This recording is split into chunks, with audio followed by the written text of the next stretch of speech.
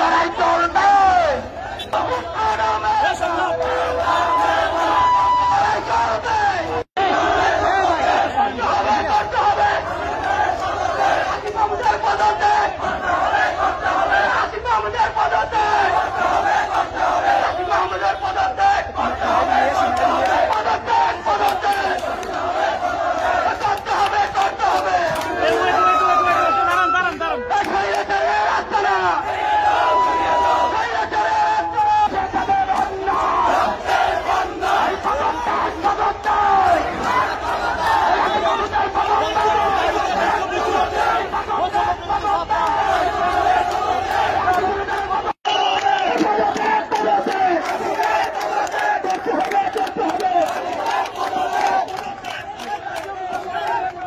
মুরাদনগর নিয়ে ষড়যন্ত্র করেনি।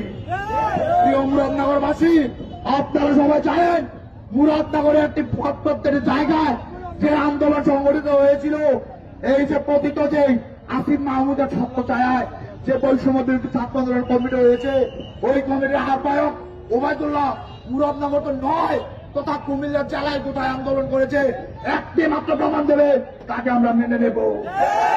কিন্তু নিয়ম অনুযায়ী তো সে মুরাদনগর তো নয়, বাংলাদেশের কোথাও আন্দোলন করেনি, সরি কুমিল্লার কোথাও আন্দোলন করেনি, বাংলাদেশে হয়তোবা ডাকাতে করেছে, তর্কের খাতিরে আমরা তা মেনে নিলাম। কিন্তু সে তো মুরাদনগর উপজেলার আহ্বায়ক হতে পারে না। আমরা বিজয়ের পর ৩-৪ মাস মুরাদনগরবাসী চিনত না। আসিফ মাহমুদের এপিএস দ্বারা মুয়াজ্জম হোসেন দ্বারা আমাদের সাবেক শ্রদ্ধেয় যেই উপজেলা নির্বাহী অফিসার সিফাতুদ্দিন স্যারকে তারা কল দিয়ে তারপর তাদেরকে ইন করিয়েছে। এটা তো আরো একটি স্বৈরাচারের লক্ষণ। বন্ধুরা, আমরা তো রক্ত দেই নাই, আবারও স্বৈরাচার গঠিত হবে। সে যাই হোক নতুন স্বৈরাচার বাংলাদেশে গঠিত হতে হবে।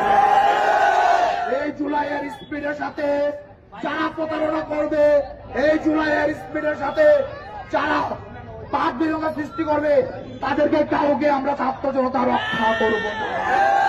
তাদের বিরুদ্ধে আন্দোলন গড়ে উঠবে, আবারও আন্দোলন গড়ে উঠবে। আমরা অতি সত্য আসিফ মাহমুদের পদত্যাগ দাবি করছি। আসিফ মাহমুদকে পদত্যাগ করতেই হবে। আমরা আরো একটি নতুন বাংলাদেশ চাই, স্মার্ট সুন্দর বাংলাদেশ চাই, যারা নতুন কোন স্বৈরাচার এই দেশে আর জন্মগ্রহণ না করে। এই বাংলাদেশ একটি নতুন মাত্রায় গঠিত হবে।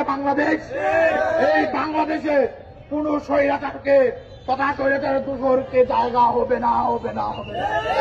আমরা যতদিন বেঁচে আছি লড়াই হবে একসাথে, কাঁধে কাঁধ রেখে লড়াই হবে। মনে রেখো, যদি তুমি ভয় পাও তবে তুমি শেষ, আর যদি তুমি ভয়কে উপেক্ষা করে এগিয়ে যাও তবেই তুমি বাংলাদেশ।